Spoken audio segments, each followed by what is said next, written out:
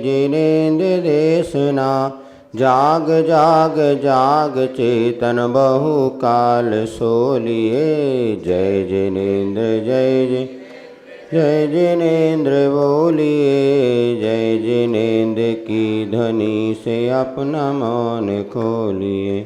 हे जिनेन्द्र ज्ञान दो मोक्ष का वरदान दो। कर रहे हम प्रार्थना पर ध्यान दो। जय जिनेन्द्र बोल कर हृदय के द्वार खोलिए। जय जय जिनेन्द्र बोलिए। जय जिनेन्द्र की ध्वनि से अपना मौन खोलिए। बोली पंच परमिष्टि भगवान की। आचार्य भगवान श्री गुरुवर विद्यासागर जी महाराज की। इसी में नीचे भोजन मंत्र दिया है। स्कूलों में जैसे चलता था ना, तो भोजन करने के पहले अमृत भोजन अमृत कण कण अमृत प्रकृति का उपहार।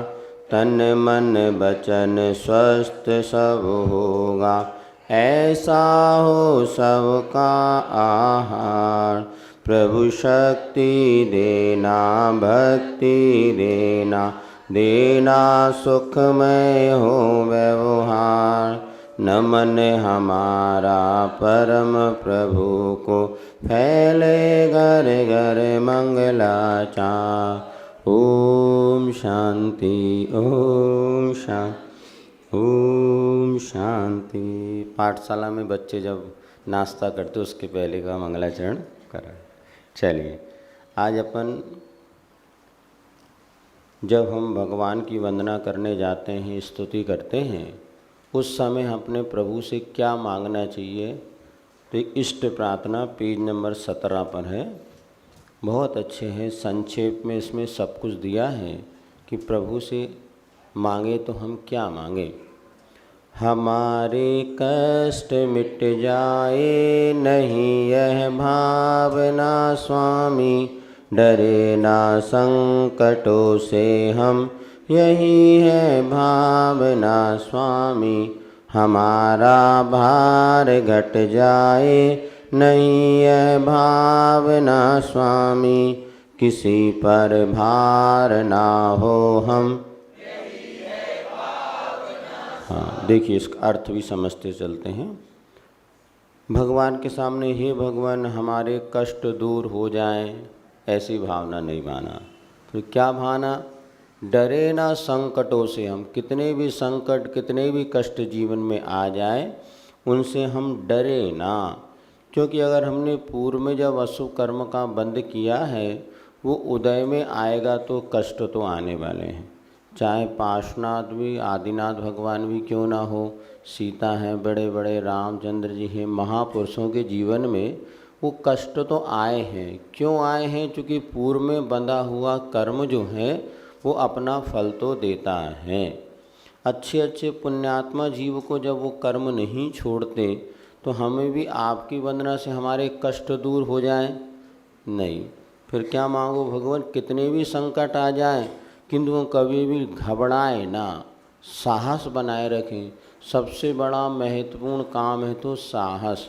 इसीलिए हमें ध्यान है, पहले डॉक्टर्स जो हुआ करते थे, मरीज जाता था तो घबराओ नहीं, सब ठीक हो जाएगा, बिल्कुल चिंता नहीं करो, आप 2 दिन में ठीक हो जाएंगे। ये जब उसको कहते थे इतना बल मिलता था कि बड़ा सा बड़ा बीमारी भी हो जाए ना तो ही मरीज घबराता नहीं था। लेकिन अब आ गया तो उन्होंने कहा बड़े बड़े अस्पताल खुल गए, खर्चा निकालना है। अरे रुक जाओ अभी देखते हैं, हाँ केस तो गंभीर लगता है। यदि आप आधे घंटे बाद आते ना तो कहो बचते नहीं, तुरंत एडमिट करो, ले जाओ। ऐसे बोलते दरकार आधे घंटे बाद आप आते तो कहो बच नहीं, मैं तुरंत इसको आईसीयू में। और सामने वाला मरीज तो मरीज उसके परिवारजनों की हाय तौबा हो जाती और तुरंत वो एडमिट करना। तो मरीज को निर्भय बनाना ही सबसे बड़ी चिकित्सा है। आचार्य महाराज का ये थॉट्स है कि मरीज को निर्भय बनाना सबसे बड़ी चिकित्सा है। और तुमने पहले मरीज को ऐसा घबरा दिया, अरे बोले ये गठान दिख रही है, इसकी तो गड़बड़, उसे तुरंत रिपोर्ट निकालो, बम्बई पहुंचाना पड़ेगा। और बेचारा 15 दिन में, वो 10 दिन में बम्बई से जब तक रिपोर्ट नहीं आई तब तक धुक धुक धुक धुक, और रिपोर्ट आ गई, खुश हो गया, महाराज नॉर्मल था। अरे हमें तो पहले ही पता था वो नॉर्मल था, वो तो तुम्हारे लिए निकालेगा कैसा पैसा। तो 15-25 हज़ार रुपये वो हुआ है, पता चला कि रिपोर्ट नॉर्मल थी, कुछ भी नहीं था, वो तो उसको पहले ही पता था। लेकिन ये जो मरीज को भयभीत किया जा रहा है, ये भी बहुत गड़बड़ है। वो डॉक्टर पहले ही मरीज को घबरा देता है, घबराना नहीं चाहिए। बड़े से बड़ी बीमारी हो, बेटा कुछ चिंता नहीं करो, सब ठीक हो जाएगा, अभी हम देखते हैं। और होता भी था, 2 पुड़िया में काम हो जाता था। अब क्या भयभीत इतना मरीज पहले ही हो जाता है कि नहीं भी होना वो बीमारी तो उसके दिमाग में घर कर जाती। क्या करोगे, यही सब अवसरपणी काल है। तो हम हे भगवान डरे ना, हमें जैसी भी विपरीत परिस्थिति आ जाए कभी हमारे मन में भय पैदा ना हो। कोई बात नहीं, निपट लेंगे, सब हमें तो निपटना, और क्या। इसीलिए डर, हमें डरे ना, क्योंकि डर के कारण व्यक्ति बहुत ज़्यादा संकटों में फंसता है। और निर्भय हो जाए ना तो कुछ नहीं, तो घने जंगल में भी। इसलिए इष्ट सुख में मग्न हो कभी न फूले, दुख में कभी न घबरावे, पर्वत अटवी से नहीं भय खावे, रहे अडोल अकंप निरंतर, यह मन दृढ़तर बन जावे, इष्ट वियोग अनिष्ट योग में सहनशील। ये 4 पंक्ति बहुत अच्छा निर्भय बनाने के लिए।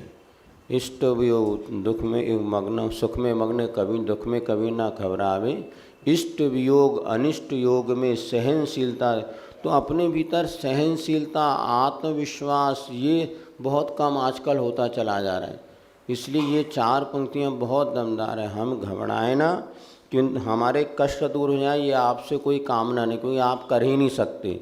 यदि भगवान कष्ट दूर करने वाले होते तो सबके कष्ट दूर हो जाते हैं, क्योंकि उन्होंने 16 कारण भावना भाई, तभी तो तीर्थंकर बने। किंतु उनके मात करने से हमारे कष्ट दूर नहीं होते। बाकी हमारी सहनशीलता हमें अपने कष्टों में कहना चाहिए सक्षम बनाने की, सहन करने की क्षमता प्रदान करती। फिर भी लोग भगवान से मानते, कष्ट मेटो मेटो जी संकट हमारा। भगवान कहते भैया मेरा संकट मिट गया, मैं तेरा नहीं मिट सकता। सौदा साहब जी कहते कि अरे तुम कैसे कम वक्त तो भगवान से अपनी सहायता मांग रहे हैं। अरे भगवान को तुम भगवान के कष्ट दूर करो, जैसे रामचंद्र जी के कष्ट हनुमान ने दूर किया था, कि हनुमान के कष्ट राम ने दूर करे। बताओ, भगवान अपन भगवान के कष्ट दूर करें। भगवान कोई कष्ट तो बताओ, मैं भक्त हूँ, तुम्हारा सक्षम हूँ, आपके कष्ट दूर करूँगा। नहीं तो महाराज आप ही हमारे कष्ट दूर करो, हम आपकी सेवा करेंगे, आप हमारी सेवा करो। बताओ। हाँ है, हाँ तब भगवान नहीं थे, जब भगवान बने तो ठीक है। वो तो हमारा भार घट जाए ये भावना नहीं, किंतु किसी पर हम भार ना बने। कई बार ऐसी परिस्थिति, घर में सब काम अपने को करना पड़ता है, कोई नहीं कर पा रहे, तो उस समय भगवान जी कब हमारा बोझा कम हो जाए। अरे हम किसी पर भार ना बने, ये भावना भाव, कितना भी भार दुनिया का आ जाए हम सबको अच्छी तरह से निर्वहन कर सकें, किंतु हम कभी किसी पर भार ना बने। देखो अपन स्वस्थ हैं, 4 लोगों की सेवा कर सकते हैं, तो ये सौभाग्य कि अपन बीमार पड़ गए और उनसे सेवा कराना पड़े, ये सौभाग्य। बताओ, सौभाग्य तो ये कि हमें 4 लोगों की सेवा करने का मौका मिल रहा है, और हम ही बीमार पड़ गए तो 4 लोगों से सेवा हमें करानी पड़े, कितना कष्ट का कारण। तो हमारा भार घट जाए ऐसा नहीं, हम किसी पर भार ना हो, हम हमेशा स्वस्थ रह कर के सबकी सेवा शुश्रूषा, सारे भार को से, अब खाना भी हम ही बनाएं, बर्तन भी हम ही मांजे, कपड़ा भी हम ही, हम घर का सब काम करें। बताओ, कहा साहब तुम भी तो करो जनाब 50-50। अरे जी कहा, अरे भैया आज अपन क्षमता है, हम सब कर पा रहे हैं, हमारा सौभाग्य है कि काम हम घर के सारे भार को अपने ऊपर लिए हैं। और नहीं तो बने रहो अगला, बने रहो पगला, काम करे अगला। जैन साहब कहते ना, बने रहो पगला और काम करे अगला। ऐसे पगला बनने से कोई मात नहीं, अपना स्वस्थ बनो, खूब काम करो। भैया तुम रहने दो, हम ही सब कर ले रहे हैं। क्योंकि आज हमारे हाँ न कहते ना, पति बराबर से करेगा, तो आज तक बराबर वाले 2 पहिए वाली कोई साइकिल नहीं आई। अभी वो लोग तो ना पति पत्नी बराबर होना चाहिए एक साथ, नहीं 1 पहिया आगे 1 पहिया पीछे।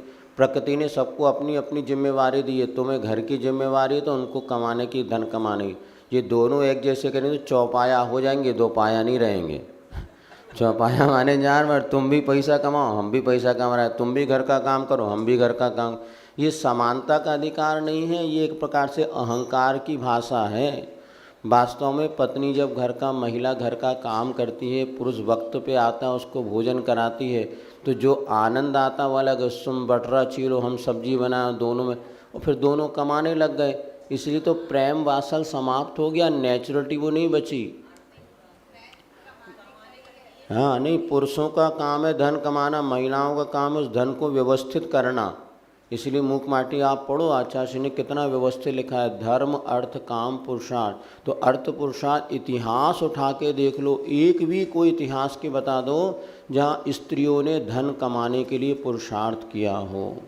रानी भी नहीं तो उस धन को सुरक्षित किया, किंतु धन कमाने के लिए महिलाओं का जाना ये एक बहुत गलत वृत्ति मानी जाती थी। और एक बार हमने बताया था, नीतिकार ये कहते हैं महिलाओं के द्वारा कमाए हुए धन का उपयोग जघन्य से जघन्य है। अपने द्वारा कमाए हुए धन का उपयोग करना उत्कृष्ट, पिता के धन का उपयोग करना मध्यम, ससुर से मिले धन का उपयोग करना जघन्य, और स्त्रियों के द्वारा कमाए हुए धन का उपयोग करना जघन्य से जघन्य साधन है।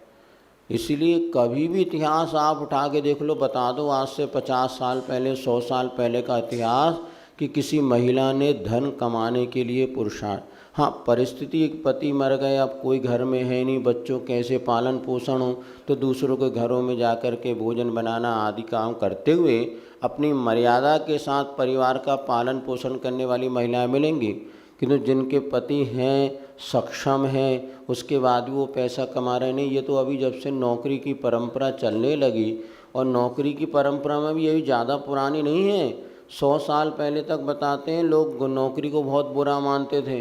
अच्छे पढ़ लिखने के बाद ही आचर्य के बड़े में जो मल्लप्पा जी महावीर भाई हैं, उत्कर्ष सागर जी, इन्होंने तो बीएससी करी, और लोग इनको नौकरी के लिए ऑफर आ रहा था। मल्लप्पा जी हम किसी की नौकरी करेंगे, 10 नौकर हमारे खेत में काम कर रहे हैं, चल बैठ वापस खेती करो। और बताते वो पूरी खेती में उन्होंने अपना जीवन खपा दिया। अभी उनका बच्चा भी खेती करता है, सब एजुकेटेड हैं, किंतु खेती जैसा अपना स्वयं का व्यापार है। तो नौकरी को उत्कृष्ट मानना ये सबसे बुद्धिहीनता का प्रतीक है। आचार्य ने मूक माटी में बनाया है, एक सर्प, एक सिंह है और एक कुत्ता है, और सिंह और दोनों के चित्र बनाए हैं। सिंह स्वतंत्रता के साथ जीता और कुत्ते को स्वतंत्रता का कोई मूल्य नहीं। सिंह के गले में एक पट्टा नहीं बन सकता, कुत्ते के गले में थोड़ा सा पट्टा डाल दो तो अपने आप को हीरो मानने लगता है वो। चमड़े का पट्टे डाल दो तो सोचता मैं बहुत बड़ा हूँ। तो कुत्ता क्या है ना, इसकी ये दशा होती है, उसको पराधीनता चुभती नहीं, एक रोटी के पीछे, स्वामी के पीछे पूँछ हिलाता घूमता है। और सिंह हमेशा पूँछ उठा कर के घूमता, भले पिंजड़े में बंधा हो।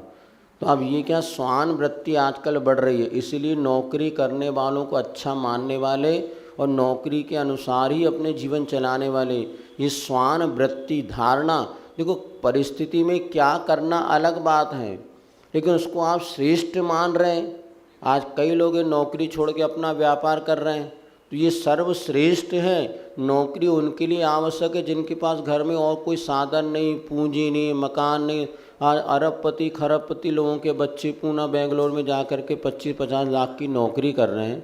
धिक्कार है उन लोगों को। ये सब स्वान वृत्ति का प्रतीक है। कुत्ते की प्रवृत्ति बढ़ रही है, सिंह वृत्ति नष्ट हो रही है। पहले सिंह वृत्ति होती थी, भले 2 रुपये कमाएंगे किंतु सेठ कहलाएंगे, हम किसी की नौकरी नहीं करेंगे, भले सब्जी का ठेला लगा लेंगे। अब लेकिन स्वान वृत्ति बढ़ती चली जा रही है। हर व्यक्ति को लड़का कौन चाहिए, बेटी के लिए बोले नौकरी वाला। क्यों? बोले शनिवार को घुमाने तो ले जाता है। अभी एक महिला से हमने पूछा जिसकी व्यापारी से शादी हुई थी, हमने कहा बेटी के लिए तुम नौकरी वाला क्यों ढूंढे? बोले महाराज ये व्यापारी घुमाने नहीं ले जाते, वो कम से कम हर शनिवार को घुमाने ले जाता है, रविवार को छुट्टी रहती है, खाने के लिए बाजार में ले जाता है। मतलब यही उनकी ज़िंदगी का लक्ष्य बन गया। अब उनको इंद्राणी बनना ये लक्ष्य नहीं, बोले घुमाने ले जाए, गाने सब फ्री रहते, ये स्थिति बन जाती। सभी के साथ ऐसा नहीं है, फिर भी अपनी मानसिकता बदलना चाहिए। और व्यापार मध्यम माना है। खेती को सर्वश्रेष्ठ माना है और नौकरी को तो जघन्य माना है। परिस्थिति में निषेध नहीं है, किंतु जहाँ तक वो आप क्या कुछ आप कह रहे थे ना कल नौकरी के विषय में? नहीं क्या मतलब बंधन, अरे वो क्या बहुत अच्छा कल एक सज्जन कह रहे थे नौकरी कर रहे हैं मतलब ऐसे, उन्होंने कहा तो भूल गए, याद आएगा तो बताएंगे। फले आशा सभी मन की नहीं है भावना स्वामी, निराशा हो न अपने से। अर्थात मन की सारी इच्छाएं फले ये भावना नहीं, अपने आप से निराशा ना हो। हर व्यक्ति की सारी ख्वाब और खजाना कभी भरते तो है नहीं है, कभी इच्छाएं कभी पूर्ण होने वाली है नहीं है। फिर क्या करें, अपने आप से निराशा ना हो, मतलब स्वयं में डिप्रेशन जिसको आप लोग कहते हैं ना, अरे हम कुछ नहीं कर पाएंगे, अरे हमारे पास कुछ नहीं है। कई लोग ऐसे होते जो हमेशा नकारात्मक रोते ही रहते हैं, अरे हमारे पास तो कुछ नहीं, हमारे जैसे बीमार कोई नहीं। अरे काय को बीमार, हम स्वस्थ हैं। इस दुनिया में कितना गम है, औरों का गम न, इस दुनिया में कितना गम है, मेरा गम कितना गम है, औरों का गम देखा तो मैं अपना गम भूल गया। कितनी अच्छी ये पंक्तियाँ हैं, हम तो इस पंक्ति को नमोकार मंत्र जैसे भजते हैं। इस दुनिया में कितना गम है, मेरा गम कितना कम है, औरों का गम देखा तो मैं अपना गम भूल गया। अब दूसरों को देख रहे हैं हाथ पाँव दर्द लगता है, अपन तो बहुत अच्छे कम से कम चल फिर तो रहे, दूसरे तो उठ बैठ नहीं पा रहे, इसलिए अपना गम बहुत कम है। बंधुओं आज सोचो हमारे पास कोई दुख है नहीं, दूसरों का दुख देखो तो मतलब कैसी कितनी बीमारी, संसार में कितना दुख है, अपने से लाख गुना दुखी लोग हैं। आज अपना सौभाग्य कि अपने को कम से कम देवसात गुरु की शरण मिली और अपने कष्ट अपने को कष्ट जैसे नहीं लगते। थोड़ा सा उपयोग को डाइवर्ट करो तो आनंद ही आना है। तो निराशा हो ना अपने से कभी निराशा नहीं होना चाहिए। हम जो कर रहे हैं, जो हमें मिला है बहुत अच्छा है, जो प्राप्त है सो पर्याप्त है। ज़िंदगी में एक सूत्र अपना लो, कभी टेंशन नहीं हो, जो प्राप्त है पर्याप्त है। हमने आपको बताया था 3 व्यक्ति होटल पहुँचे और दूध पीने के लिए, तो उन्होंने क्या किया, एक ने गिलास को दूध पीने के बाद गिलास को उल्टा कर दिया, एक ने सीधा किया और तीसरे ने आड़ा कर दिया। पूछा भाई ये तीनों क्या प्रवृत्ति है? पहले वाला कहना भैया मैंने दूध पी लिया, मुझे और नहीं पीना, तो उल्टा कर दिया। दूसरा बोले पी तो लिया फिर भी और मिल जाए तो इसलिए सीधा करा। तीसरा बोले भाई देखो मिले तो सीधा करता हूँ, नहीं तो उल्टा करता होगा। इसलिए मिल जाए तो ठीक है, नहीं मिले तो ठीक है। ये हमेशा प्रसन्न रहने का बहुत अच्छा एक मंत्र अपन ने बना लिया कि भैया अपने को जो प्राप्त है पर्याप्त, और अब आगे मिले तो गिलास सीधा करो, नहीं तो गिलास उल्टा करो, ज़्यादा आकांक्षा मत रखो। जो अपने आप में डिप्रेशन नहीं होना चाहिए, जो अपने आप में हीन भावना, ये देखना आज बहुत से महिलाएं बच्चे ये प्यारा हीन भावना से ग्रसित हो जाते हैं। कारण है कि दूसरों को ज़्यादा देखते हैं। बिल्कुल देखना बंद कर दो। प्रतिस्पर्धा की भावना हमें डिप्रेशन में ले जाती है, और प्रतिस्पर्धा कम हो जाए तो बिल्कुल डिप्रेशन समाप्त। इसलिए हमने ना बच्चों को कहना शुरू कर दिया, बेशक 60 से कम नहीं लाना और 70 से ज़्यादा नहीं लाना। 100% कोई बच्चा डिप्रेशन में नहीं जाएगा, हीन भावना आएगी नहीं। भैया हमें पहले ही पता था 70 से ज़्यादा लाना ही नहीं, और फिर भी आ जाए तो हंसी खुशी। इसीलिए अब तो यही बहुत निराशा स्वयं से ना हो, ऐसे सूत्र अपनाओ, ऐसे मंत्र अपनाओ कि हर परिस्थिति में अपने को एक आशावानी बनी रहे और निराशा अपने भीतर ना आए।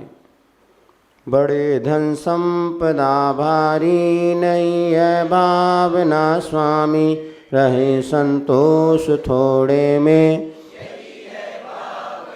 हाँ, बहुत धन संपदा बढ़ जाए ये भावना गलत है, क्योंकि जितनी धन संपदा बनेगी उतना धर्म छूटेगा, उतने राग द्वेष की परिणति ज़्यादा होगी। जब जेब में पैसे कम थे तो रिश्तों में दम थे, ऐसा कोई, जब पैसा कम था रिश्तों में दम था, और जैसे जैसे पैसा बढ़ गया रिश्ते अपने माता पिता भाई बहन के परिवार के रिश्ते दूर होते, बहुत पैसा हो गया ना, सबके अलग अलग रूम हो गए, अलग अलग गाड़ी हो गई, अलग अलग मोबाइल हो गए। जब नहीं था तो एक ही टेलीफोन में पूरे घर के लोग बैठते, एक टेलीविज़न में पूरा घर देखता था, 3 कमरे में पूरे परिवार रह जाता था, 4 गद्दे बिछ जाएँ तो पूरा परिवार सो जाता था। ये जब पैसा कम था तो रिश्तों में दम था।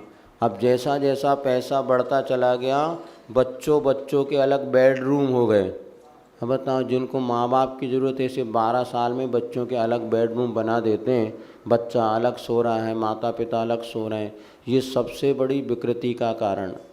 यदि बच्ची माँ के पास सोती रहे विवाह के पहले तक तो बच्ची हमेशा सुरक्षित रहेगी। बाप के साथ लड़का सोता रहे तो बेटा सुरक्षित। बेटा कहीं भी तुम रहो 10 बजे तक सोने के लिए तो हमारे साथ आना।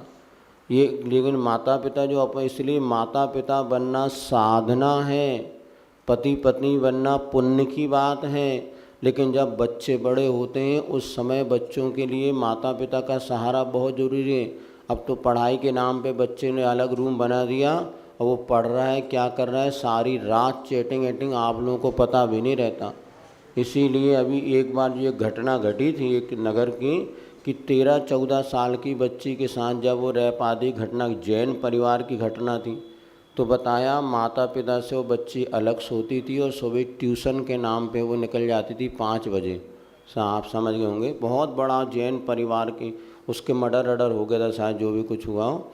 फिर वो बताते हैं सुबह जाती थी तो ट्यूशन के नाम पे गलत जगह जाने लगी, गलत संगति पड़ गई, और जब पता चला फिर बाद में ऐसे उसकी विकृतियाँ हों।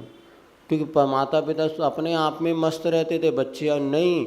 हमारा कहना, जो माता पिता चाहते हैं कि हमारी बेटियां और हमारे बेटों का चारित्र सुरक्षित रहें, तो कहीं भी बेटा पढ़ो लिखो 10 बजे सोने के लिए हमारे पास आओ। माँ बेटी को अपने साथ सुलाए और पिता बेटे को अपने साथ। देखना 90% विकृतियाँ, बच्चे तैयार नहीं होंगे इस बात में, और ना माता पिता तैयार होंगे। कुछ बच्चे जो संस्कारित, तो हमें ध्यान है, हम तो बड़ी बड़ी उम्र तक माँ के साथ सोए हैं। तो माँ के साथ सोने पिता, क्योंकि बच्चे कितने भी हो कभी माता पिता के सामने बड़े नहीं होते, तो बच्चे रहते हैं। और जब माता पिता का संपर्क उनको मिलेगा तो ज़्यादा पाप रात में पनप रहे हैं। सारे मोबाइल की चैटिंग, दुनिया भर के गंदे काम जो होते हैं ना, रात में 9 बजे के बाद होते हैं। यदि 9 बजे के बाद माता पिता का सहारा मिल जाए तो अपने आप बुराई से बचेंगे। आप अपना राग रंग छोड़ो, अब बच्चों की ज़िंदगी देखो, और करना भी है तो अपने मर्यादा के साथ करो। तो बच्चों का भविष्य बिगड़ने का मूल कारण ये है, हमारी संपदा और उनका प्राइवेट रूम, प्राइवेट गाड़ी, प्राइवेट सब आपने उनको दे दिया। अब वो क्या कर रहे हैं आपको पता नहीं, आप भी फ्री हो गए, वो भी फ्री हो गए। लेकिन अब वो फ्रीनेस उनके लिए जिस तरह से पतन का कारण बन रही है, वो बच्चे स्वयं बताते हैं कि महाराज हमारे साथ में ऐसी स्थिति क्यों बन जाती। क्या मोबाइल में तो चैटिंग एटिंग होती रहती है, आवाज़ तक नहीं आती, पड़ोसी को फटफट में बात करते रहते। इसीलिए धन संपदा कम रहे, यही भावना भाव महिलाओं को थोड़ा ज़्यादा रहता, नोट आ जाए, नहीं भैया जितना उतना ही में अच्छा परिवार कम से कम थे। हम तो कहते हैं हम तो 17 साल तक सोए हैं। अब वो अपनी परिणति, हाँ दोस्त अब बता रहे हैं हमारे, इसलिए बेटियों को तो अपने साथ सुलाना ही चाहिए। बेटों के भी यदि पिताजी के साथ सोते, इसलिए हमने कहा कि अब वहाँ जहाँ परिस्थिति जैसी बने, ब्रह्मचर्य व्रत का हमें तो ये जो कहते हैं ना, अपनी दृष्टिकोण पे आधारित होता है। अब बेटा और माँ का कितना भी भाव हो, नग्न भी बेटा खड़ा हो तो कभी दृष्टिकोण में भाव आएगा नहीं। कुछ लोग ऐसे कहानी किस्से बताते हैं, उनने बच्चे को दूध पिला लिया और सबने दे, तो पर पुरुष का, ऐसा कोई पर पुरुष तो सिर्फ मान्यता पर आधारित है। अब वहीं एक बहन की दृष्टिकोण हो जाए तो भैया बहन शादी में गले भेंट को होते नहीं, हमें तो स्वयं ध्यान है, जब बहन की शादी हुई तो अंत में गले में हाथ लग के रोते हैं, भैया भेंट जिसको कहते हैं ना, भैया भेंट। हम 20 साल की जवान बहन है, 25 साल का जवान भाई, ये दोनों गले लग रहे हैं, तो वहाँ पे कोई वासना नहीं। क्योंकि भाई बहन अभी भी हमने देखा, हम लोग जब घरों में मामा इन लोग थे भाई, वो ऐसे आपस में लड़ते हैं, आपस में ऐसे खेलते थे कि क्या करो तुम। अब इधर पति पत्नी भी हाथ पकड़ रहे हैं, इधर भाई बहन भी हाथ पकड़ रहे हैं, लेकिन बहुत अंतर है। अभी वही कल हम कह रहे थे आहार देते समय वो जोड़ी तो हमने सोचा था भाई बहन की भी जोड़ी होती, भाई बहन भी तो एक साथ हाथ आहार दे सकते। नहीं कहते ना भैया हमारा जोड़ी से हाथ देंगे, जोड़ी से आहार देंगे तो एक चम्मच ले लो। फिर हम कहते ये भाई बहन खड़े इनकी भी तो जोड़ी बन सकती है, भाई बहन भी जोड़ी से आहार दे सकते हैं। हाँ, आहार देने में पड़गाने में पहले होता था भाई बहन की जोड़ी लेते थे महाराज लोग, पति पत्नी की जोड़ी नहीं, भाई बहन की भी जोड़ी होती है। और ये तो और अच्छी जोड़ी होती है कम निष्कल्प पवित्र भावों के साथ। इसीलिए बाकी है वर्तमान परिवेश के अनुसार रखता है, जिस तरह आज परिणामों में वृद्धि हो उसमें सावधानी माता पिता को भी रखना चाहिए। क्योंकि पहले हमें ध्यान है, हम तो जानते नहीं थे बच्चे क्या होते। 10वीं क्लास तक तो यही सुनते थे कि अस्पताल में डब्बा होता है, डब्बे में बच्चे होते हैं, वो जाके ले आके आते हैं ऐसे। बाकी जानते नहीं। हमें 9वीं 10वीं था, जब 10th में पहुँचे तब थोड़ी बहुत पता चलने लगी, और बाकी सब बातें उतना ज्ञान होता नहीं है अब। लेकिन चूँकि 8-10 साल के बच्चे सारी बातें जानने लगे और तत्संबंधी परिणति उनकी विकृत होने लगी, तो माँ को भी सावधान रखना चाहिए और पिता को भी सावधान रखना चाहिए। पिता को भी जब बेटी थोड़ी बड़ी हो जाए तो उसके साथ मर्यादा रखना चाहिए। किसका कारण मूल ये है कि सारे रिश्ते बाद में होते हैं, पहले रिश्ता हो जाता है शरीर का। इसीलिए वो बेटी वाली पुस्तक आप पढ़, गुरुवर का संदेश, उसमें दिया है गुरु के सामने भी मर्यादा में रहो। क्योंकि गुरु भी एक तपस्वी होते हुए भी आखिर है तो एक पुरुष, और स्त्री है वो भक्त होते हुए है तो स्त्री। तो ये सारे संबंध जो है माता पिता भाई बंधु बहन, अब भाई बहन शादी कर रहे हैं, रियल भाई बहन, अब वो आज इस प्रकार से बताए कारण क्या कि वो शुरू में साथ में रहने लगे, धीरे धीरे अभी कई पुस्तकों में आप पढ़ते हैं तो भाई बहन के रिश्ते में कलंकित हो गए। और अब तो ये क्या है ना, नई जो आजकल मोबाइल आदि में, इसमें कोई मतलब नहीं, हर चीज़ में एक वासना तृप्ति का लक्ष्य बता दिया। अब वो सारी बातें आज दुनिया में होने लगी। इसलिए पहले की अपेक्षा आज तो मर्यादा रखना बहुत ज़रूरी है। हम तो कहते भाई बहन भी जब 12-13 साल के युवा हो तो उनको भी मर्यादा सिखाओ। उनमें भी यदि ज़्यादा उठा पटक होता है ना तो भी वो उनके मंदिर में, क्योंकि पहले देह आता है बाद में सारे रिश्ते आते हैं। तो विपरीत सर जब देह का आकर्षण अपने आप में बहुत आकर्षण विशेष होता है, मतलब व्यक्ति परिग्रह तो छोड़ सकता है किंतु इस पाप से नहीं बच पाता। अब वहाँ पे भाई बहन का रिश्ता नहीं दिखता, वहाँ तो पहले शरीर दिखता है। इसलिए गलती किसी की नहीं, अनादिकालीन ऐसे संस्कार हैं। इसलिए हमारे यहाँ पहले हर चीज़ की मर्यादा सिखाई जाती थी। घरों में कैसे प्रवेश करना, भाई बहन के बीच कितनी मर्यादा होना। अब तो ये लड़के लड़की दोस्त बनते हैं लगे और वो जो करने, ये सब मर्यादा नष्ट हो गई तो उनको धीरे धीरे पता नहीं चलता ये गलत है या बुरा। पहले हम लोग जब स्कूल कॉलेज में पढ़ते थे तो इतनी मर्यादा भय रहता था, अब वो भय छूट गया क्योंकि साथ में तो कुर्सी में बैठते पढ़ते पढ़ते भी आए। अपन तो कभी पढ़े नहीं, लड़के 5वीं तक पढ़ते थे लड़के लड़की साथ में, उसके बाद 6वीं में बॉयज़ अलग गर्ल्स अलग। अब उल्टा हो गया कि पूरा तब साथ में पढ़ने लगे, साथ में बैठने लगे, तो सारी के सारी मानसिकता बदल गई। अब वो चीज़ बुरी होते बुरी नहीं लगती। पहले कोई हाथ पकड़ ले ये कर ले तो बुरा लगे, अब वो बुरा लगते हैं रोज़ ही पकड़ रहे हैं, उसमें क्या बुरा लगना है ऐसे। फिर भी ये बहुत अच्छा प्रश्न आपने पूछा। वर्तमान परिवेश में माताओं को अपने बच्चों के साथ एक उम्र तक देखना चाहिए, उसके बाद उनको अलग करना चाहिए। पिता के साथ वो बच्चे रहें, बेटियों को लेकिन माँ के साथ रहेंगी तो बेटियों के मन में जो भी विकार भाव होंगे माँ पकड़ लेगी और फिर उनको सुना, क्योंकि बच्चियाँ बहुत माताओं से छुपाती हैं, लेकिन जब साथ में सोएगी तो कहीं ना कहीं उसकी बात निकलेगी और उससे माँ उसको सही मार्गदर्शन दे सकती। अब महीनों जब माता पिता बच्चे आपस में बातें नहीं कर रहे, देख ही नहीं रहे, तो एक दूसरे के भाव कैसे समझेंगे। फिर जब पूरी विकृतियाँ आ जाएगी तब आप कुछ कर नहीं पाते। प्रारंभिक दशा में जो सुधार हो सकता है, दुखों में साथ दे कोई नहीं है भावना स्वामी, सक्षम स्वयं ही हम यही हैं। अर्थात दुखों में कोई हमारा साथ दे ये भावना नहीं, हम इतने सक्षम बने कि हमें किसी के साथ की आवश्यकता ना पड़े। अपने आप की इतनी शक्ति हमारे भीतर हो कि हम स्वयं अपने हर कष्ट को समता से सहन कर सके। क्योंकि हमारे दुख में कोई सहभागी बन जाए बहुत दुर्लभ है। तुम हंसोगे तो हंस देगी दुनिया, तुम रोगे तो हंस देगी दुनिया, छुपा लो दिल के छालों को देख लेगी तो हंस देगी दुनिया। जिनको हंसना है वो हंसेंगे, जिनको तुम्हारी कमी का फ़ायदा उठाना है और बटा, इसलिए मनस्तापम न प्रकाशित, ऐसी एक नीति आती, अपने मन के दुखों को कभी किसी के सामने प्रकट नहीं करना, अन्यथा वो उसके दुखों को और मतलब उसका दुरुपयोग लोग करेंगे, उसको दूर करना तो बहुत दूर है। आचार्य हम लोग को कई बार कहते थे कि साधु बने हों तो कष्ट कितने भी तुम्हारे चेहरे पर हों, किंतु जब श्रावक आए तो हंस कर के उसको आशीर्वाद देना, उसको ये ना लगे कि महाराज को बड़ा कष्ट है, अन्यथा वो सोचेंगे साधु बनने पे ऐसे कष्ट ही मिलेंगे। तो हर परिस्थिति में मुस्कुराते रहना, ये भी जिन शासन की बहुत बड़ी प्रभावना का अंग है। आचार्य महाराज को आप देखना, हमेशा प्रसन्नता, और श्रावकों के अपने कष्ट अंदर भले सहन कर लो, किंतु जब बाहर से जाओ तो मुस्कुरा के कैसे हैं, बहुत बढ़िया आनंद है, भले भीतर से जो है सो है क्योंकि ये भी एक प्रभावना का अंग है। बाहर आओ रे भैया बहुत रो रहे तो उससे वो श्रावक सोचेगा अरे भैया इससे अच्छा हम ये घर में ठाट वाट से खा रहे पी रहे रह रहे स्वस्थ मस्त हैं। इसीलिए साधु को तो हर परिस्थिति में प्रसन्न रहना।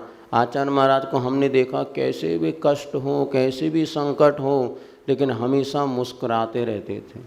मत कहो कभी अपने दिन खराब हैं, कांटों के बीच घिर गए समझो गुलाब हैं, ऐसी स्थिति है। तो ये बातें तो हाँ हाँ हाँ परिवार, हाँ नहीं करना, परिवार को सामने एकदम दुख प्रकट नहीं करो, वो आपकी सहानुभूति, अब कई बार सहानुभूति लेने के चक्कर में लोग ज़्यादा दुख प्रकट कर दे, नहीं भी है ना बहुत दूर, हाँ चलो कि सहानुभूति किसी तरह मिले तो इसलिए भी थोड़ा कष्ट बता दो, भले है नहीं तो दोनों प्रकार की धारणा है। किंतु ये भी बहुत अच्छा है कि अपने परिवारजन को भी अपना दुख प्रकट ना हो, ऐसा। चलिए भेद प्रभेद थोड़ा सा कल पढ़ लेते हैं। कल आपके समक्ष गुणस्थान की चर्चा चल रहे थे, पेज नंबर 63 नंबर पेज पर 14 गुणस्थान में है। कल की क्लास डली नहीं क्या? नहीं रिकॉर्डिंग तो हुई थी, अब वो आज उसको पूछना पड़ेगा। क्यों भैया जी कल की क्लास डली नहीं, अभिषेक चला गया? हाँ नहीं आए तो चला गया। चलो पूछते, रिकॉर्डिंग तो हुई है कल, फिर से अपन रिवाइज कर लेते, इसलिए अच्छा हम सोचे थे आज नया पढ़ा देंगे, कल लोगों ने सुना नहीं होगा तो मुश्किल हो गई। हाँ वो डाल नहीं पाए, चलो लिंक नहीं, चलो आज अभी तो गुणस्थान 14 होते हैं, ये कल चर्चा की थी। तो पहले 7 गुणस्थान तो सबको बहुत अच्छे तरीके से क्लियर हो गए थे, है ना, कि मिथ्यात्व, शासादन, सम्यक मिथ्यात्, अविरत सम्यक, देश विरत, प्रमत विरत और अप्रमत विरत। ये जो 7 गुणस्थान हुआ करते हैं, ये जो सामान्य श्रावक होते हैं जिनके पास आस्था नहीं है, उनके लिए पहला से तीसरा गुणस्थान तक हो सकता है।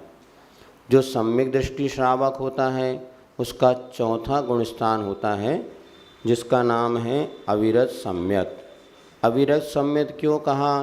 क्योंकि श्रद्धा तो उसकी पूरी है किंतु 5 पाप का त्याग नहीं होता। पेज नंबर 63 पर देखो ना, वो कॉर्नर में लिखा है 14 गुणस्थान 14, ये है। तो यहाँ पर जो है पहले 4 गुणस्थान में तो सम्यक दर्शन और मिथ्या दर्शन की मुख्यता होती है। पहले 4 गुणस्थान जो हैं सम्यक और मिथ्यात्व की मुख्यता। 5वां गुणस्थान जो होता है पाप के त्याग, अब ऊपर के गुणस्थानों में पाप के त्याग की मुख्यता होती है। तो सम्यक दर्शन तो हो ही गया। अब 5वें गुणस्थान में एक देश 5 पाप का त्याग होता है, उसको देश व्रत कहते हैं अथवा संयमा संयम भी कहते हैं। इसके बाद 6वां 7वां गुणस्थान में 5 पाप का पूरा त्याग होता है, लेकिन प्रमाद सहित होता तो प्रमत विरत और प्रमाद रहित होता तो अप्रमत विरत। क्या पूछ रहे हैं? हाँ, एक प्रतिमा से लेकर 11वीं प्रतिमा तक कौन सा 5वां ही गुणस्थान होता है। जैसे लखपति कहते से क्या हो गया, 1 लाख वाला भी लखपति है और 1 करोड़ में अगर 1 पैसा कम है तो भी लखपति है। तो लखपति के कितने भेद हो गए? बहुत सारे भेद हो गए। तो लखपति 1,00,000 रुपये हो, जिसके पास 99,99,000 ऐसे, तो भी वो भी लखपति हैं। तो तो इसी प्रकार जो पहली प्रतिमा से लेके 11वीं प्रतिमा तक होते हैं, 5वां गुण स्थान होते, इसमें बहुत सारे भेद हो जाते हैं। तो इस समझना, प्रत्येक गुण स्थान में असंख्यात भेद हैं, प्रत्येक गुण स्थान। तो मुनि महाराज का जो 6वां गुण स्थान में, उसमें भी बहुत सारे जगन्य, मध्यम, उत्कृष्ट आदि परिणाम होते रहते हैं। तो ये समझना चाहिए।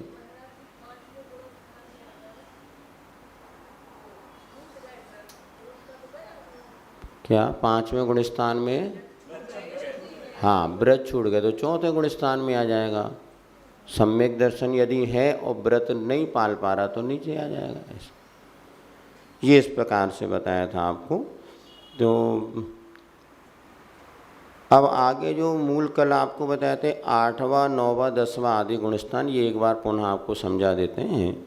7 गुण स्थान तो चलते फिरते होते हैं, हम बोल रहे हैं तो भी 7वां, 6वां गुण स्थान है। 8वां गुण स्थान कब बनेगा? तो 8वां गुण स्थान जब बनता है जब कोई साधक जिसके पास उत्कृष्ट मुनि महाराज का बनेगा पहली बात तो, और वो मुनि महाराज जो कि ध्यान में बैठ कर के और कर्मों के क्षय के लिए पुरुषार्थ करते हैं, मुक्ति प्राप्त करने के लिए, ऐसे मुनिराज जब ध्यान में लीन होते हैं उनके 8वें के ऊपर के गुण स्थान होते हैं। प्रवृत्ति में 8वां गुण स्थान नहीं होता, चलते फिरते कभी 8वां गुण स्थान नहीं होगा। वो मुनिराज जब ध्यान में बैठेंगे, शुक्ल ध्यान आदि की प्रवृत्ति जब वो करते हैं, उस समय वो ध्यान में बैठ गए। अब गुण स्थान यदि उनके पास कैपेसिटी है और ध्यान मन की इतनी एकाग्रता है तो उनके गुण स्थान बढ़ते हैं। तो अब किसके बढ़ेंगे? जो केवल ज्ञान प्राप्त करने की क्षमता रखते हैं। आज कोई भी मुनिराज के 8वां गुण स्थान नहीं हो सकता, क्योंकि आज केवल ज्ञान प्राप्त करने की क्षमता हमारे पास नहीं है। तो 6वां, 7वां गुण स्थान तो हो सकता है, इससे ऊपर के गुण स्थान आज अपन जहाँ भरत क्षेत्र में, यहाँ किसी महाराज को नहीं हो सकते। अब मानिए विदेश क्षेत्र में कोई मुनि महाराज हैं जिनके पास केवल ज्ञान प्राप्त करने की क्षमता है। अब वो मुनिराज ध्यान में बैठ गए, तो इसमें कुछ आचार्यों का कहना है कि 8वें गुण स्थान से ही पहला शुक्ल ध्यान प्रारंभ हो जाता है। कुछ आचार्यों का कहना है कि नहीं, वो तो 12वें गुण स्थान में पहला दूसरा शुक्ल ध्यान होता है। इसमें भी 2 मत हैं। अब यदि अपन 8वें गुण स्थान में पहला शुक्ल ध्यान वाला मत ले लेते हैं तो शुक्ल ध्यान, अब इसमें आगे आएगा, 4 भेद होते हैं। तो यहाँ पर 8वें गुण स्थान में जैसे मुनिराज पहुँचते हैं तो क्या होगा? 7वें गुण स्थान में भी 2 प्रकार के गुण स्थान हो जाते हैं। 7वें में सातिशय प्रमथ और निरतिशय प्रमथ। तो जो 6वें, 7वें गुण स्थान में डूलते हैं उनके रहते निरतिशय प्रमथ, और जो श्रेणी चढ़ने के सन्मुख उनके सातिशय प्रमथ। जो श्रेणी चढ़ना, 8वें गुण स्थान में क्या होता है? चढ़ना, अब चलना नहीं। जैसे हवाई जहाज क्या होता है? पहले दौड़ता है रनवे पर और फिर उठता है, तो 7वें गुण स्थान तक हो गया रनवे। अब जब उठने लगा तो 8वां गुण स्थान हो गया, ऐसा समझना। तो ऐसी जब मुनिराज जब भीतर ही भीतर से उड़ेंगे वो, तो जैसे ध्यान में बैठ गए तो 7वां गुण स्थान में निरतिशय अप्रमत्त हो गए, निरतिशय। अब इसमें क्या होगा? अब इसमें पूरी भूमिका हवाई जहाज के उड़ने की बनेगी। निरतिशय में क्या हो रहा था कि 6वें से 7वें, 7वें से 6वें, 7वें, ये निरतिशय। अब अतिशय क्या होने वाला? अब वो 7वें से 8वें में जाएगा। तो 8वें में ऐसे नए नए परिणाम होते हैं जो कि आज तक वैसे परिणाम नहीं हुए। अभी तक चलने वाले परिणाम थे, अब उड़ने वाले परिणाम। तो अपूर्व करण इसका नाम दिया। अपूर्व, ना पूर्व, करण माने परिणाम। जो परिणाम आज तक कभी भी नहीं हुए, ऐसे अपूर्व करण परिणाम जो होते हैं वो 8वां गुण स्थान कहलाता है।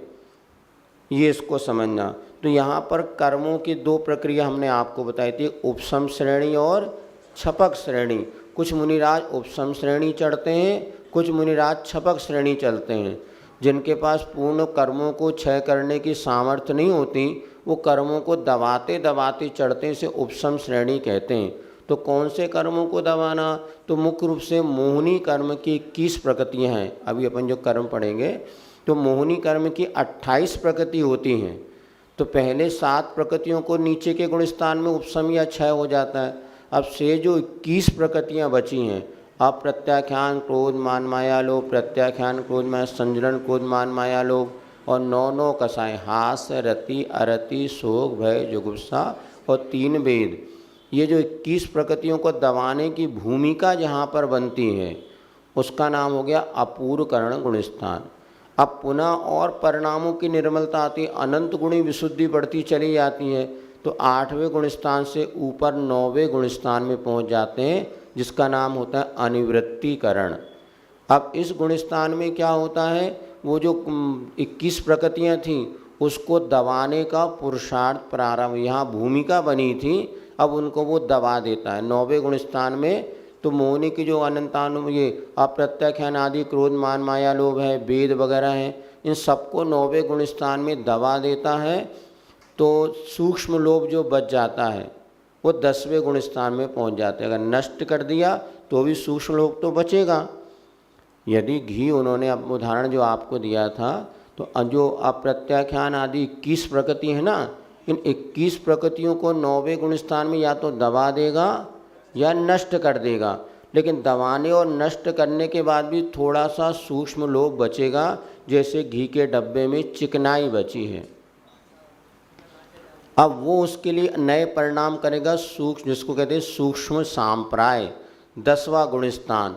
और 10वें गुण स्थान में दे सूक्ष्म, हाँ जी आ गए भैया, इन्हीं से पूछ लो, कल की क्लास मिली नहीं भैया किसी को, लोग कह रहे हैं। हाँ आधे घंटे में कल की और आज की दोनों की मिल जाएगी। अब वो व्यस्त रहते हैं भैया। चलो तो क्या कह रहे थे, सूक्ष्म लोभ। अब सूक्ष्म लोभ जो बचा उसको या तो दबा दो या नष्ट कर दो। यदि उसने दबा दिया तो सीधे 11वें गुण स्थान हो जाएगा, उसका नाम है उपशांत मोह, जिसमें मोहिनी कर्म की 21 प्रकृतियों को दबा दिया। अब परिणति कैसी हो गई, जैसे गिलास में मटमैला पानी था तो पूरे धूल के कण नीचे बैठ गए, ऊपर साफ पानी बचा, ये हो गया 11वां गुण स्थान। इसमें परिणाम स्वच्छ होते हैं, निर्मल होते हैं, लेकिन नीचे जो गंदगी पड़ी वो कभी भी उदय में आ जाएगी। तो 11वें वाला गिर करके 10वें में आ जाएगा, क्योंकि मात्र दबाया था। जैसे एक बार हमने आपको बताया ना, बच्चों को डांट करके चुप कर दो तो थोड़ी देर शांत रहते हैं, और जैसे इधर उधर करो फिर बतियाने लग जाते हैं।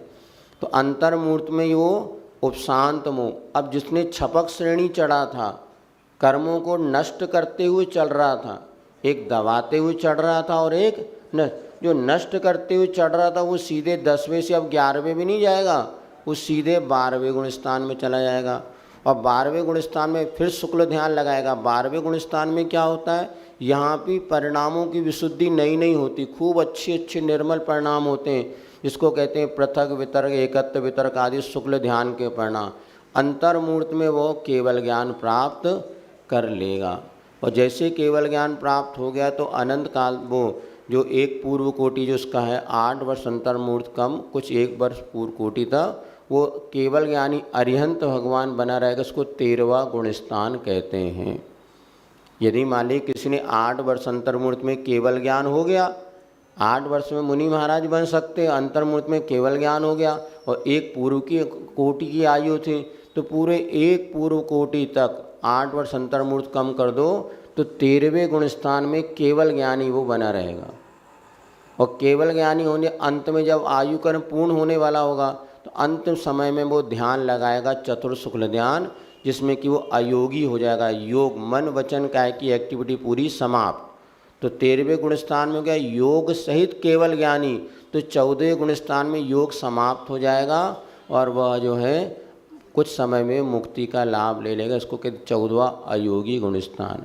अब एक बात समझना, जैसे 6वें गुण स्थान का काल मान ये 40 मिनट का है, तो 7वें गुण स्थान का काल रहेगा 20 मिनट, 8वें गुण स्थान का काल रहेगा 10 मिनट। काम समय कम होता चला जाएगा और काम ज़्यादा होगा। तो 8वें का अगर 10 मिनट हो गया तो 9वें का 5 मिनट और 10वें का 2.5 मिनट ऐसा लगाना, 11वें का 1.25 मिनट, ऐसे 12वें का भी 1.25 मिनट, और फिर वो अंदर में जो केवल ज्ञान हो गया था फिर जितनी आयु पर्यंत उतमें रहो। तो कम समय में काम ज़्यादा होता है और ज़्यादा समय है तो काम कम होता है, ये निश्चित मानना। कम समय में पूरी एकाग्रता के साथ कई बार पाठ करना, जल्दी जाना तो मन बहुत है, अब फ्री बैठे तो और मन ढोलता रहता। तो हाँ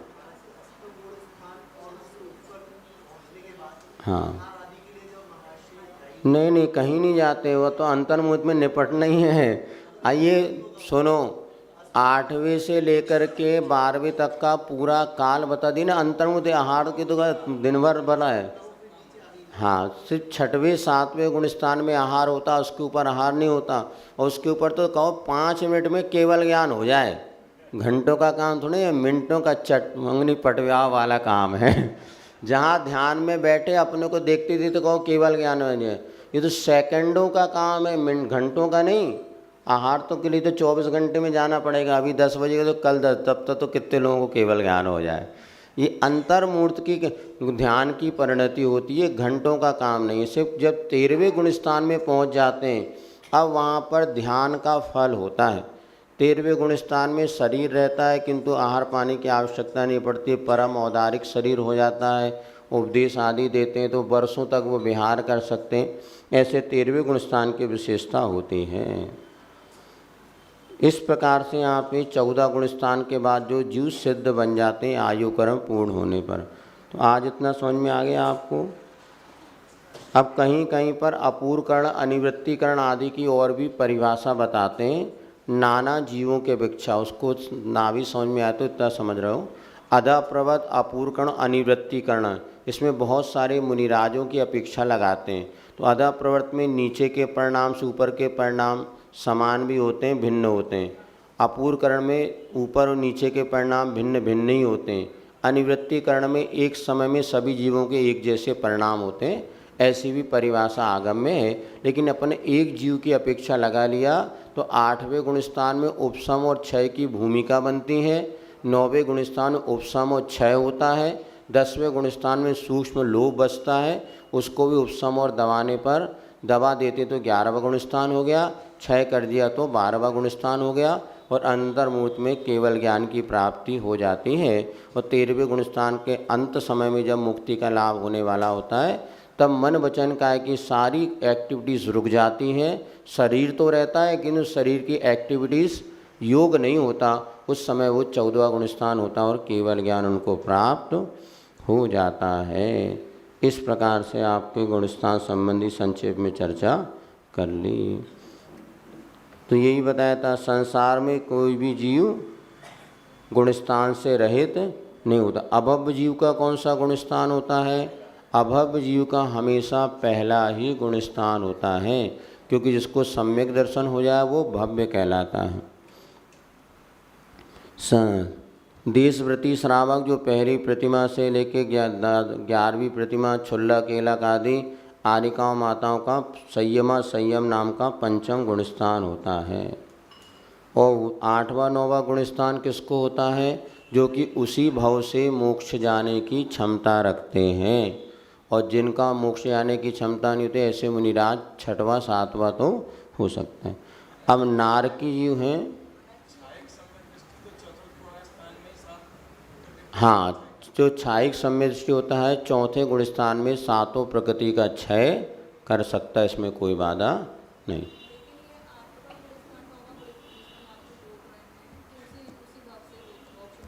हाँ, क्षमता होती है, करें जरूरी नहीं है। कारण हमने क्या कहा? क्षमता कहा था। जो मोक्ष जाने की क्षमता रखते हैं, उपशम श्रेणी वाला गिर के पुनः अर्धपुद्गल परावर्तन संसार में परिवर्तन कर सकता है। फिर वो क्षमता अभी हमें नहीं होगा 8वां गुण, हमारे पास क्षमता ही नहीं है केवल है। जब क्षमता उस समय वो चढ़ेगा, जाए नियम नहीं उपशम। हाँ, यही तो कह रहे हैं ना, इसलिए जिसके पास क्षमता वही श्रेणी चढ़ेगा ऐसा। लेकिन उसी भाव से मोक्ष आए कोई नियम नहीं है। उपशम श्रेणी 4 बार अधिक से अधिक जड़ी जाती हैं। एक भाव में 2 बार कोई उपशम श्रेणी चढ़ के गिर सकता है। पुनः संसार में अनंत का अर्धपुद्गल परावर्तन भटक सकता है। फिर बाद में कहो श्रेणी फिर चढ़े, ऐसा।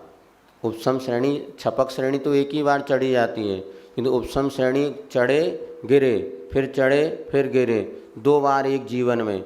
और फिर कहो नीचे गिर गए यहाँ पे अन्य पर्यायों में एक इंद्रिय आदि बन गए, फिर बाद में मुनि बन गए, फिर श्रेणी चढ़ गए, ये भी संभव है ऐसा। अब देखिए नरक गति में कितने, अब अपन थोड़ा सा नया विषय पढ़ लेते हैं 24 थाना जैसा। नरक गति में कितने गुणस्थान होते हैं जीवों के? जो नारकी जीव होते हैं उनके गुणस्थान होते हैं 1 से 4, क्योंकि नारकी कभी भी अणुव्रती नहीं बन सकते। सुन रहे सब लोग? नारकी सम्यक दृष्टि तो हो सकता है किंतु कभी व्रत को धारण नहीं करता। तो नरक गति में कितने गुणस्थान? 1 से 4, पहला भी हो सकता है। इसके बाद त्रियंच गति में कितने गुणस्थान? 1 से 5, क्योंकि त्रियंच जो है वह अणुव्रती बन सकते हैं। बहुत से त्रियंच ऐसे होते हैं जिन्होंने अणुव्रत को धारण कर लेते हैं, संलेखना धारण करते हैं। तो त्रियंचों का 5वां गुणस्थान, त्रियंचों में कौन? संगी पंचेंद्री। संगी पंचेंद्री जो त्रियंच होते हैं उनका 5वां गुणस्थान अणुव्रती वो हो सकते हैं। इसके बाद मनुष्य में कितने गुणस्थान? तो मनुष्य के 1 से लेके 14 गुणस्थान, क्योंकि मनुष्य भगवान भी बन सकता है, मुनि भी बन सकता है, अणुव्रती बन सकता है। तो मिथ्यास से लेकर के अयोग केवली तक ये 14 गुणस्थान मनुष्य गति के जीवों के हो सकते हैं। देव गति में कितने गुणस्थान होते हैं?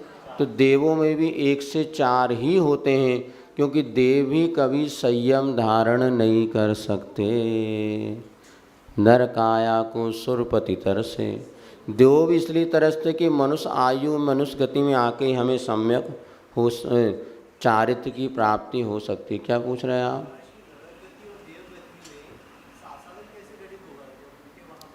सम्यक दर्शन होता है ना उनको, सम्यक की प्राप्ति उसी समय घटित होगा। हाँ, यदि कोई देव बन गया, मिथ्यात के साथ देव बना, वहाँ जाके उसने प्रथमोपसम सम्यक किया, उसी समय वो गिर गया, तो दूसरा गुणस्थान। एक ये पूछा था मनुष्य गति एवं मनुष्य आयु में क्या अंतर है? गति तो अवस्था विशेष का नाम है, और वहाँ पर कितने समय तक रुकना ये मनुष्य आयु है। आयु एक नाम का एक कर्म है, तो मनुष्य गति भी एक नाम कर्म है। आपको किस गति में कहाँ जन्म लेना, क्या ये मैं मनुष्य हूँ, ऐसी फीलिंग जो होती है मनुष्य गति नाम कर्म को जैसे। अब आप यहाँ पर कितने दिन रुकेंगे या 100 साल हम जिएंगे? ये मनुष्य गति का जीव 100 साल जिएगा, ये 100 साल ये आयु कर्म बताएगा कि 100 साल तक इनके यहाँ पर ठहरना है। तो गति तो स्टेशन हो गई, और आयु उसमें कितने समय तक आपको स्टेशन पर रुकना है ये आयु कर्म निर्धारित करता है ऐसा। हाँ, आयु कर्म उनका है तो चल रहा है ऐसा। हाँ, तो अभी गति हो गई। आपको चारों गतियों में कौन कौन से गुणस्थान होते हैं इसको ध्यान रखना है। अब देखो कई लोगों की ऐसी धारणा है कि नारकी तो कुअवधि ज्ञान होता है। कुअवधि ज्ञान नारकियों को होता है कि देवों को होता है, कि दोनों को हो सकता है? दोनों को हो सकता है। लेकिन लोगों की धारणा भी नारकियों को कुअवधि ज्ञान नहीं, नारकी को सुअवधि ज्ञान भी होता है। यदि सम्यक दृष्टि नारकी है तो सुअवधि ज्ञान होगा, और मिथ्या दृष्टि नारकी है तो कुअवधि ज्ञान होगा। इसी प्रकार देवों में सम्यक दृष्टि देव हैं तो सुअवधि ज्ञान है, और मिथ्या दृष्टि देव हैं तो कुअवधि ज्ञान है ऐसा। अब इसके बाद इंद्री, 1 इंद्री, 2 इंद्री, 3 इंद्री, 4 इंद्री जीव जो हैं इनके नियम से मिथ्यात गुणस्थान ही होता है। 1 इंद्री से लेके 4 इंद्री तक के जीव के नियम से मिथ्यात गुणस्थान होता है। हाँ, असंगी पंचेंद्री के भी मिथ्यात गुणस्थान। अब बताओ संगी पंचेंद्री जीव के कितने गुणस्थान होंगे? संगी पंचेंद्री जीव के गुणस्थान कितने होंगे? प्रश्न क्या है? यही 24 थाना है। संगी पंचेंद्री जीव के कितने गुणस्थान? 1 से 14। क्यों? क्योंकि मनुष्य संगी पंचेंद्री होता है। अपनी मारणा क्या है? संगी पंचेंद्री जीव। अब इसमें चारों गति के जीव आ गए, तो ये गुणस्थान कितने हो गए? 1 से 14 गुणस्थान होते हैं।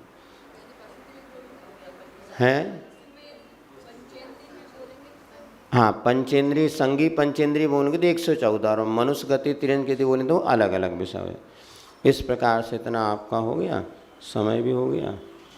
हाँ, गुणस्थान संबंधी और किसी को पूछना हो तो पूछ लेना। नहीं नहीं, हाँ, छायिक सम्य दृष्टि जो होते हैं उनके सैनन तो उत्कृष्ट ही होगा, होना चाहिए, वैश्रम नारा सैनन आदि के साथ।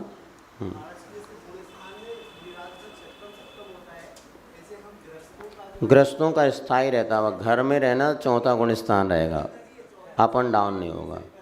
नहीं नहीं, बता तो रहे, यदि व्रति अणुव्रति बन जाता है तो 5वां हो जाएगा, अव्रत घर में रहता तो चौथा गुण स्थान।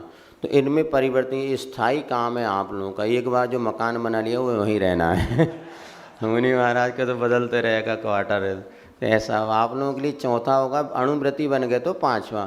अब उसी में विशुद्धि और संक्लेश होने से लखपति एक 99 लाख वाला और एक 1 लाख वाला है, कभी 99 लाख के 50 लाख हो जाए, कभी 1 लाख के 55 लाख हो जाए, तो कभी बढ़वी शक्ति घटेगी तो गुणस्थान 5वां ही रहेगा।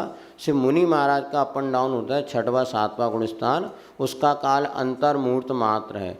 काल भी जैसे आपको बताया मिथ्यात्व का काल लंबा चौड़ा है, फिर कल देख लेंगे जैसा योग बनेगा, इतने ही समय आप होंगे। चलिए, जिन्वा है कुछ उपसम श्रेणी छपक श्रेणी दोनों 8वें गुणस्थान से प्रारंभ होती है, और 11वें गुणस्थान में उपसम और 12वें में छिड़मू।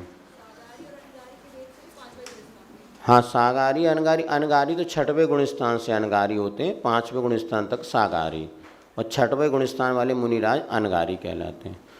जिन वाणी के ज्ञान से सूझे लोकालोक, सो वाणी मस्तक धरऊँ सदा दे। हे जिन वाणी भारती माँ तोय जपो जिन रैन, जो तेरी शरणा गए सो पावे। कायु सरगम करो।